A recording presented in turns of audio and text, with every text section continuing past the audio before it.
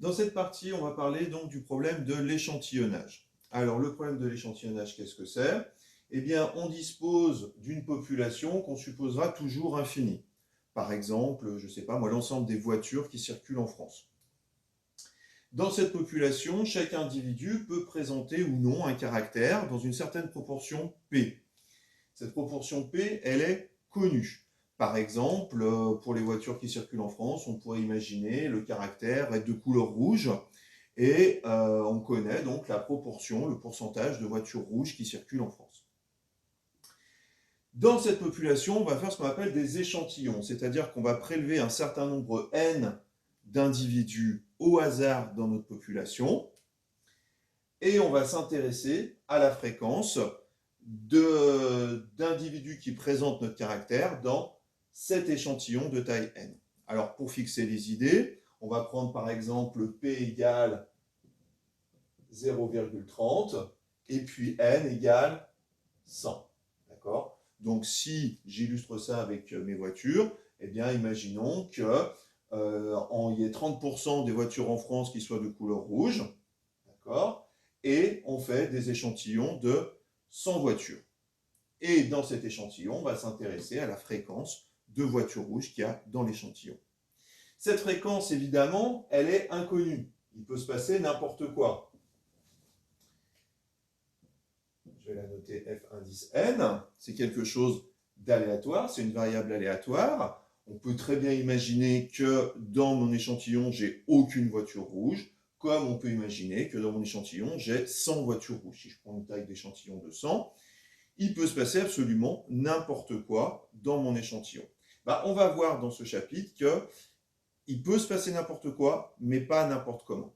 Alors, illustrons déjà cette situation pour bien comprendre. Donc ici, j'ai fait une simulation donc sur 1000 échantillons en prenant n égale 100 et p égale 30.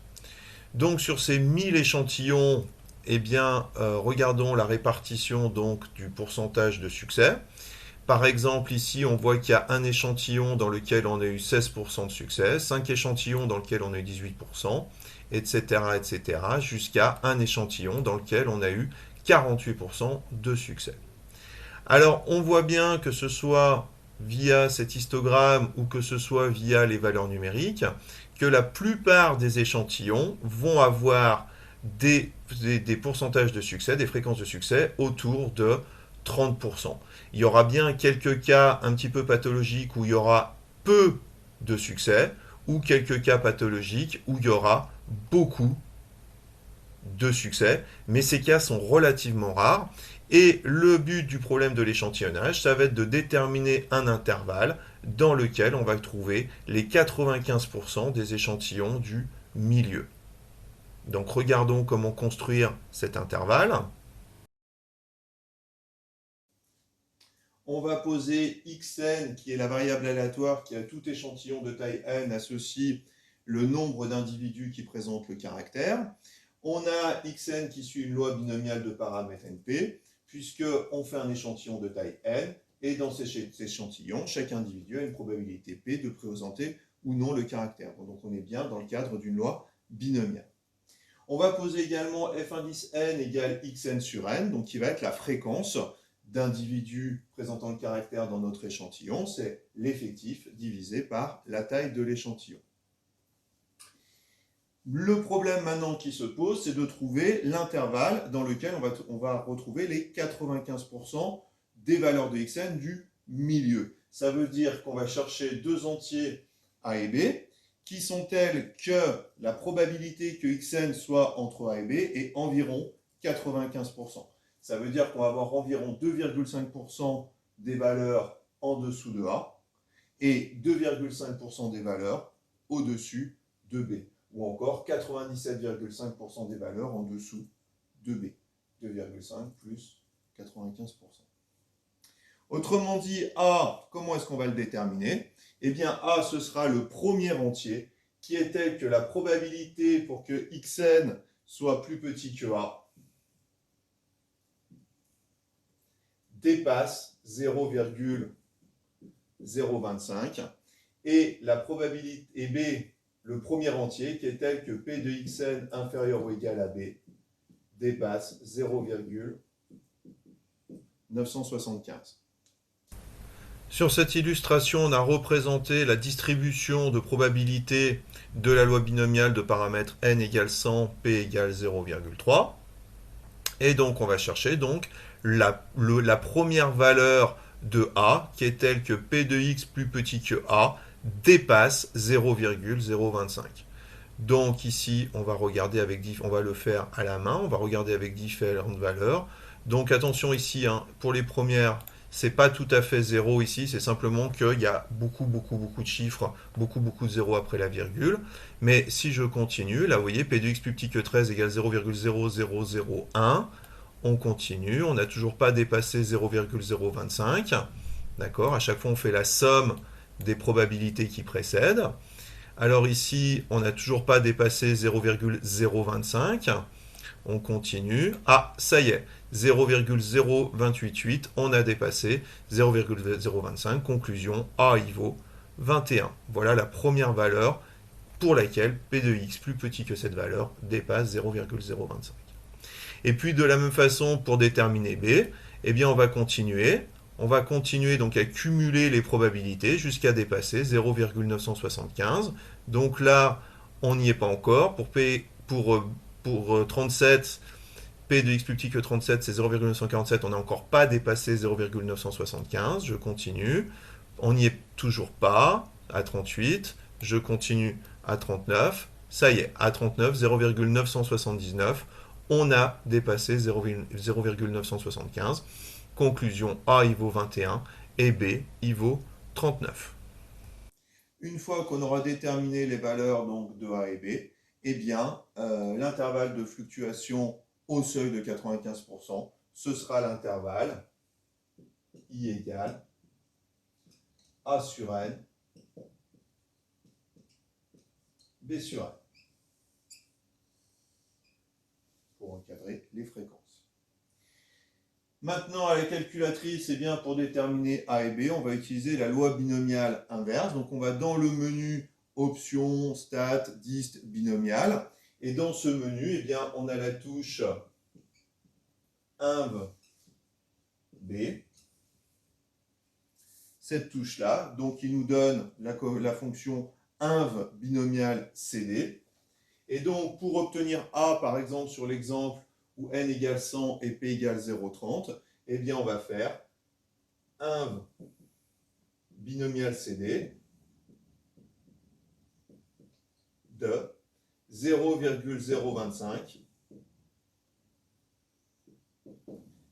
100, 0,03, et on va trouver une valeur de A qui vaut 21. De la même façon pour B, on va faire un binomial CD de 0,975, ce coup-ci, et on va trouver une valeur de B qui vaut 39, ce qu'on vient de voir avec l'illustration. Et en définitive, eh bien, notre intervalle de fluctuation au seuil de 95% dans cet exemple, eh bien, ce sera 21 sur 100, 39 sur 100, c'est-à-dire 0,21, 0,39.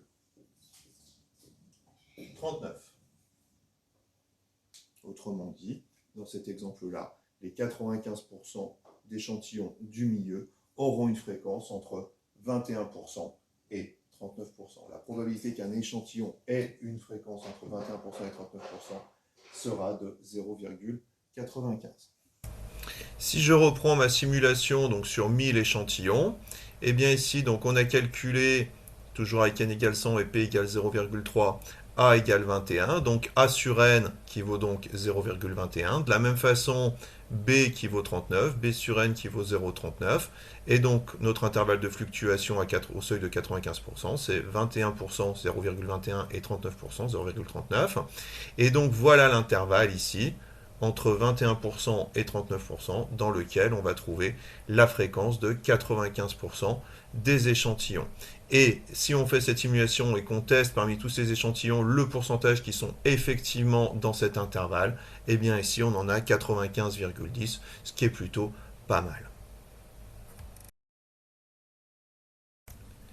On va voir maintenant comment on peut utiliser le théorème de Moivre-Laplace pour approcher l'intervalle de fluctuation, ce qui nous permettra d'avoir des formules plus simples pour le déterminer et surtout de pouvoir avoir un intervalle de fluctuation au seuil qu'on veut. Pour l'instant, on a vu à 95%, on va voir qu'on peut faire des intervalles de fluctuation au seuil que l'on désire.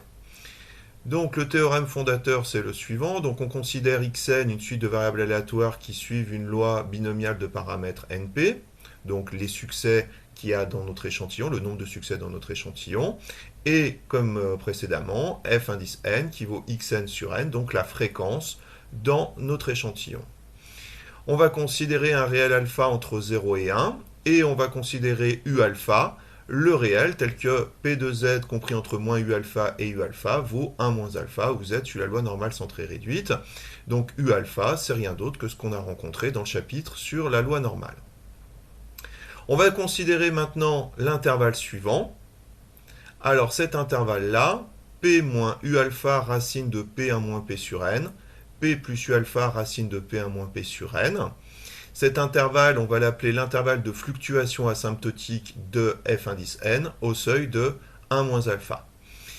Cet intervalle-là, eh bien, il va avoir la propriété suivante, c'est que la limite quand n tend vers plus l'infini de la probabilité pour que f indice n appartienne à cet intervalle vaut 1 moins alpha. Autrement dit, quand n va devenir très grand, eh bien, la probabilité que la fréquence de notre échantillon appartiennent à cet intervalle, c'est 1 moins alpha. Autrement dit, on aura bien trouvé un intervalle de fluctuation au seuil donc de 1 moins alpha, à la limite, c'est-à-dire lorsque n tend vers plus l'infini, d'où le terme d'intervalle de fluctuation asymptotique.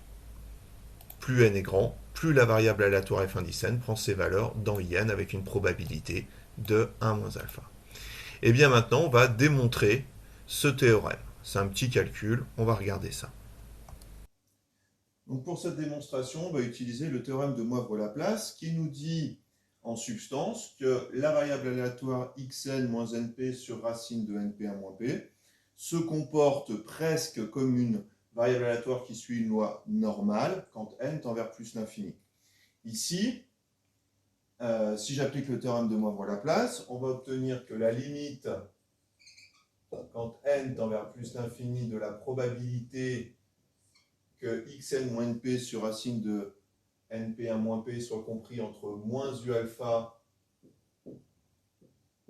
et u alpha, eh bien, c'est p de z compris entre moins u alpha et u alpha, c'est-à-dire 1 moins alpha. Bien. Donc maintenant, ce qu'on va faire, c'est qu'on va jouer avec cet événement-là. On sait que la limite de la probabilité de cet événement, quand n tend vers plus l'infini, c'est 1 moins alpha, pour montrer que cet événement est équivalent à f indice n appartient à in.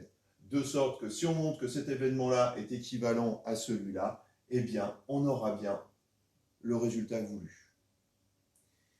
Donc, jouons avec cet événement. Qu'est-ce que ça veut dire que xn moins np sur racine de np1 moins p est compris entre moins u alpha et u alpha? Eh bien, ce qu'on va faire, c'est simplement faire de l'algèbre pour faire apparaître xn sur n ici. Donc, la première chose, c'est qu'on va tout multiplier par racine de np1 moins p. Donc, ça va nous donner moins u alpha racine de np1 moins p inférieur ou égal à xn moins np inférieur ou égal à u alpha racine de np1 moins p. Je multiplie de chaque côté dans cette inégalité par racine de np1 moins p qui est un nombre qui est bien sûr positif. Ensuite, on va se débarrasser de ce np ici en ajoutant np de partout. Donc ça va nous faire np moins u alpha racine de np1 moins p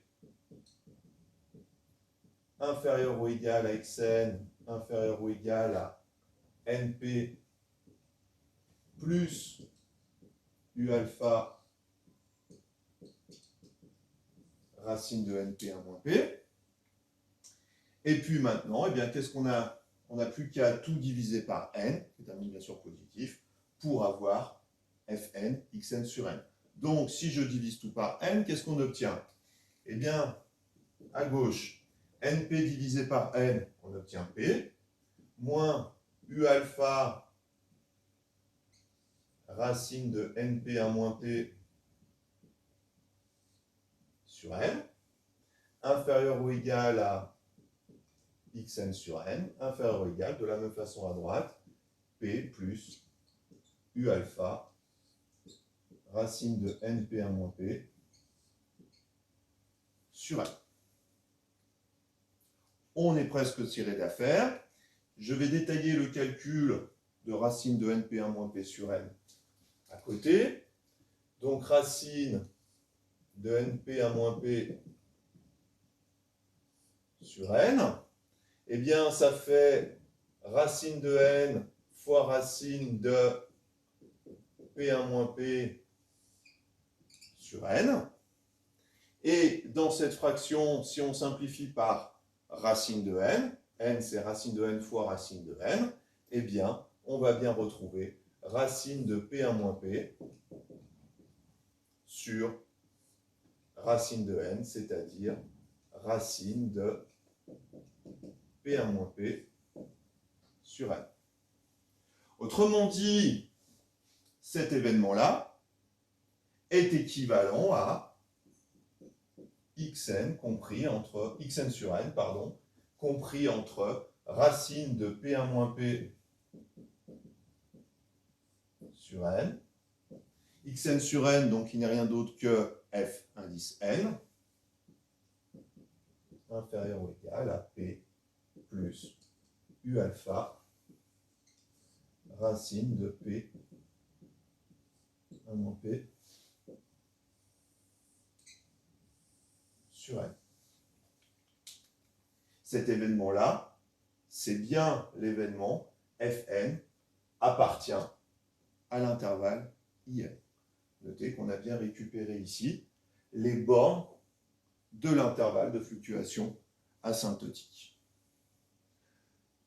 Conclusion, la limite de P de cet événement-là, c'est 1 moins alpha. Donc la limite de P de cet événement-là, c'est 1 moins alpha. Donc la limite de P de cet événement-là, qui est équivalent, ce sera 1 moins alpha. On a bien démontré le théorème. Conclusion, ce qu'il faut retenir de tout ça, c'est que l'intervalle de fluctuation asymptotique, eh bien, on a une formule qui nous permet de le déterminer, qui est celle-ci. Dans cette formule, qu'est-ce qu'on a à déterminer? Eh bien, il y a P et N, donc qui sont les paramètres de notre échantillon, et puis U alpha, c'est-à-dire la valeur pour laquelle on a les 1 moins alpha du milieu pour la loi normale centrée réduite. Enfin, dernière précision, dans la mesure où ici on utilise le théorème de Moivre-Laplace, eh bien, l'intervalle de fluctuation asymptotique, on l'utilisera dans les mêmes conditions que celles dans lesquelles on utilise l'approximation d'une loi binomiale par une loi normale, à savoir n plus grand que 30, np plus grand que 5 et n fois 1 moins p plus grand que 5. Enfin, dernière chose, il y a deux valeurs de U alpha à connaître qu'on rencontre extrêmement fréquemment. Vous allez voir dans les exercices, c'est globalement toujours les mêmes valeurs qui reviennent. Si on veut ici un seuil de 95%, eh bien, on a vu que U005, c'était 1,96. Et si on veut un seuil de 99%, eh bien, on a vu que la valeur de U alpha U0,01, c'était 2,58. Autrement dit, à 95%, mon intervalle de fluctuation asymptotique, ce sera P moins 1,96 racine de P1 moins P sur N, P plus 1,96 racine de P1 moins P sur N, et à 99%, donc c'est plus 1,96, mais c'est 2,58. 58. Pour terminer, il nous reste à voir le lien entre l'intervalle de fluctuation asymptotique qu'on vient de voir au seuil de 95% et l'intervalle de fluctuation au seuil de 95% que vous avez vu en seconde. Pour mémoire, cet intervalle, c'est P moins 1 sur racine de n, P plus 1 sur racine de n. Quand on regarde l'intervalle de fluctuation asymptotique, eh bien, cet intervalle-là, on voit que c'est un intervalle qui est centré en P, c'est P moins une certaine valeur, P plus la même valeur. Autrement dit, on peut schématiser cet intervalle de la façon suivante. On a un intervalle qui est centré en P, et on ajoute 1,96 racine de P1 moins P sur n de chaque côté. Si on regarde ce terme-là, 1,96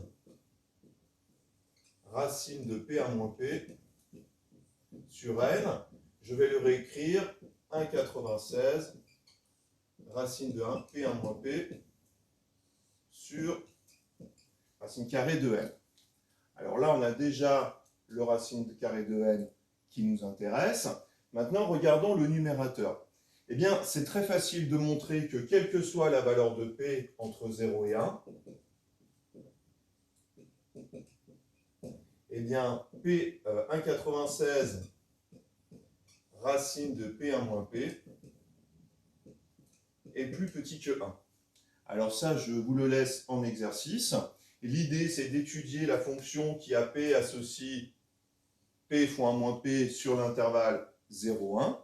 Montrer que cette fonction-là sur l'intervalle 0,1 est tout le temps plus petite que 1,5. Il suffit de calculer sa dérivée. Son maximum est atteint quand P vaut 1,5 et sa valeur, c'est 1/4. Quand vous prenez la racine carrée, ça va vous faire 1,5. Et dans la mesure où 1,96 est plus petit que 2, eh bien, ce produit-là sera plus petit que 1. Je vous laisse faire le détail. Ce qui est intéressant ici, c'est que dans la mesure où ce terme-là est plus petit et toujours plus petit que 1, eh bien, celui-là va toujours être plus petit que 1 sur racine de n, à savoir 1,96 racine de P1 moins P sur racine de n est plus petit que 1 sur racine de n. Autrement dit, notre intervalle ici de fluctuation asymptotique, on peut l'agrandir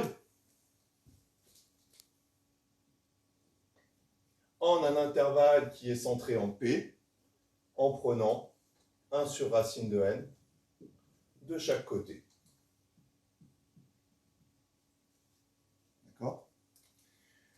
Plus précisément, eh bien, on a le théorème suivant qui nous dit que eh bien, on peut trouver un rang n0 entier